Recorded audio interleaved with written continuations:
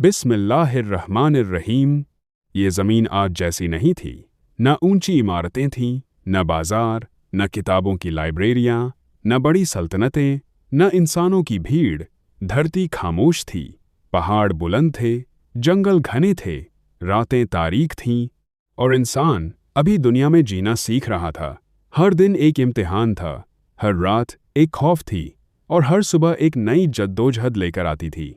इसी शुरुआती दौर में जब इंसानियत अपने पहले कदम उठा रही थी, अल्लाह ताला ने एक ऐसे बच्चे को पैदा फरमाया जो गम के बाद रहमत बनकर आया, उम्मीद बनकर आया, नूर बनकर आया। वह थे हज़रत शीस, हज़रत आदम के वह बेटे जिन्हें अल्लाह का तोहफ़ा कहा गया, क्योंकि वह उस वक्त पैदा हुए जब हज़रत हाबिल के कत्ल ने हज़रत आदम के घर को गम में डुबो दिया था। यह वह वक्त था जब दुनिया ने पहला कत्ल देखा था, पहला खून देखा था। भाई ने भाई को मार दिया था, हसद ने मोहब्बत को हरा दिया था, और शैतान पहली बार इंसान के दिल में नफ़रत का जहर भरने में कामयाब हुआ था। हज़रत आदम का दिल टूट चुका था, हज़रत हव्वा की आंखें आंसुओं से भरी थीं। घर में ऐसी खामोशी थी जो चीख रही थी, हर दीवार गम बयान कर रही थी, हर हवा दर्द की खबर ला रही थी। लेकिन अल्लाह अपने बंदों को मायूसी में नहीं छोड़ता। अंधेरे के बाद रोशनी आती है, गम के बाद रहमत आती है। फिर हज़रत हव्वा उम्मीद से हुईं, और इस बार एक अकेला बच्चा पैदा हुआ, जुड़वा नहीं। यह खुद एक निशानी थी। हज़रत आदम ने जब उस बच्चे को देखा तो उनके दिल को सुकून मिला, जैसे अल्लाह फरमा रहा हो, ए आदम, मेरी रहमत अभी ख़त्म नहीं हुई। इसीलिए उस बच्चे का नाम रखा गया शीस, यानी अल्लाह का दिया हुआ तोहफ़ा। हज़रत शीस बचपन से ही अलग थे। उनके चेहरे पर वक़ार था, आँखों में हया थी, दिल में नरमी थी, अक्ल में पुख्तगी थी। वो खेलने से ज़्यादा गौर करते, बोलने से ज़्यादा सुनते, जल्दबाजी से ज़्यादा सब्र पसंद करते। हज़रत आदम समझ गए थे कि यह बच्चा आम नहीं, यह आने वाली नस्लों के लिए एक अमानत है। रातों को जब आसमान सितारों से भर जाता, पहाड़ खामोश हो जाते और हवाएं ठंडी होकर चलतीं, तब हज़रत आदम अपने बेटे हज़रत शीस को अपने पास बिठाते और उन्हें वह बातें सिखाते जो आम लोगों को नहीं मालूम थीं। वह जन्नत का जिक्र करते, उसकी रोशनी, उसका सुकून, उसकी पाकीज़गी। फिर उनकी आवाज़ कभी धीमी हो जाती, क्योंकि जन्नत सिर्फ एक याद नहीं थी, एक जुदाई भी थी। फिर वह शैतान का जिक्र करते, फरमाते, ऐ बेटे, शैतान पहले तलवार लेकर नहीं आता, वह पहले दिल में वसवसा डालता है, पहले इंसान को सिर्फ देखने पर मजबूर करता है, फिर सोचने पर, फिर कदम उठाने पर, और जब इंसान कदम उठा लेता है तो वापसी मुश्किल हो जाती है। हज़रत शीस यह सब अपने दिल में महफूज करते गए। उन्होंने इबादत सीखी, इंसाफ सीखा, लोगों के बीच फैसला करना सीखा, कमज़ोर की हिफाजत करना सीखा, और सबसे बढ़कर यह सीखा कि ईमान सिर्फ अपने लिए नहीं होता, उसे आने वाली नस्लों तक पहुंचाना भी जिम्मेदारी है।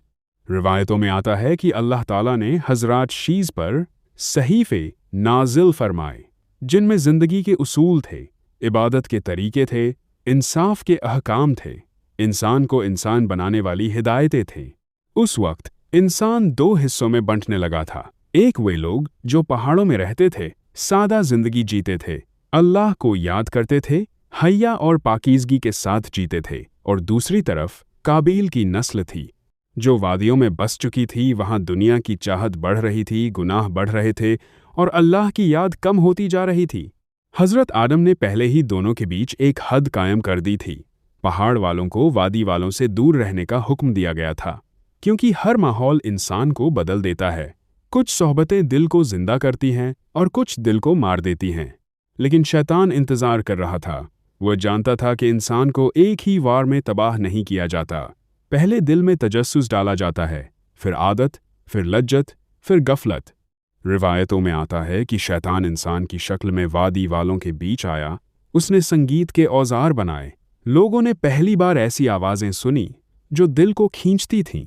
पहले लोग हैरान हुए, फिर बैठने लगे, फिर महफिलें सजने लगीं, फिर जिक्र कम होने लगा, इबादत भारी लगने लगी, और शैतान अपना काम करता रहा।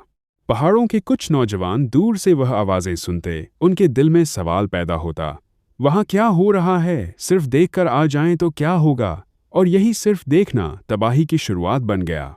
कुछ नौजवान चुपके से वादी में गए, वहाँ उन्होंने ऐसी महफिलें देखीं जो उन्होंने पहले कभी नहीं देखी थीं। सजावट, आवाज़ें, हंसी, औरतों की बनावट और अंदाज, सब कुछ दिलों को खींचने वाला था। आंखें रुक गईं, दिल बदलने लगे, कदम आगे बढ़ने लगे, और वह हद टूट गई जो हज़रत एडम ने कायम की थी। धीरे धीरे मेलजोल बढ़ा, फिर हराम रिश्ते शुरू हुए, फिर हया कम होने लगी, फिर इबादत कम होने लगी। हज़रत शीज़ अपनी कौम को समझाते रहे, नसीहत करते रहे, अल्लाह का खौफ दिलाते रहे, लेकिन हर दिल नसीहत से नहीं बदलता। फिर वो वक्त आया जब काबील की नस्ल ताकत में बढ़ गई। उन्होंने पहाड़ वालों की पाकीज़गी को अपने लिए ताना समझना शुरू कर दिया, और एक दिन वो हथियार लेकर पहाड़ों की तरफ बढ़े। उनका मकसद साफ था, या उन्हें अपने जैसा बना दो या ख़त्म कर दो। हज़रत शीज़ ने अपनी कौम को जमा किया और फरमाया, हम जुल्म शुरू नहीं करेंगे, मगर ईमान और इज़्ज़त की हिफाजत ज़रूर करेंगे। रिवायतों में आता है कि इसी दौर में दीफा के लिए तलवार इस्तेमाल की गई, मुकाबला हुआ, और अल्लाह के हुक्म से अहले ईमान महफूज रहे। हज़रत शीज़ जानते थे कि शैतान कभी पूरी तरह हार नहीं मानता। वह हर दौर में नए तरीके से आता है, कभी आवाज़ों के ज़रिए, कभी नज़रों के ज़रिए, कभी दुनिया की चमक के ज़रिए। सदियां गुजरती रहीं, हज़रत शीज़ ने इंसानियत को बदलते दे। पहाड़ खामोश हो गए। एक अजीम नबी अपनी अमानत अगली नस्ल को सौंपकर अपने रब के पास लौट गए। लेकिन उनकी असली मीरास कोई महल नहीं था, कोई खजाना नहीं था, बल्कि ईमान था, इल्म था, हया थी, और अल्लाह से जुड़ा हुआ दिल था। उनके बाद आने वाली नस्लों में हज़रत इद्रिस, हज़रत नूह, हज़रत इब्राहिम और आखिरकार हज़रत मुहम्मद तक यही नूरानी सिलसिला पहुंचा। और आज भी यह कहानी सिर्फ माजी की कहानी नहीं, यह हमारे आज का सच है। आज भी शैतान इंसान को धीरे धीरे गफलत में डालता है। पहले सिर्फ देखने को कहता है, फिर आदत बना देता है, फिर दिल से इबादत की मिठास छीन लेता है। इसलिए हज़रत शीज़ की कहानी हमें सिखाती है, अपने ईमान की हिफाजत करो, अपने दिल को अल्लाह से जोड़े रखो, अपनी औलाद को सिर्फ दुनिया नहीं बल्कि आखिरत भी सिखाओ, क्योंकि जो अल्लाह से जुड़ जाए वह अंधेरों में भी रास्ता पा लेता है, और जो अल्लाह से कट जाए वह रोशनियों में रहकर भी भटकता रहता है।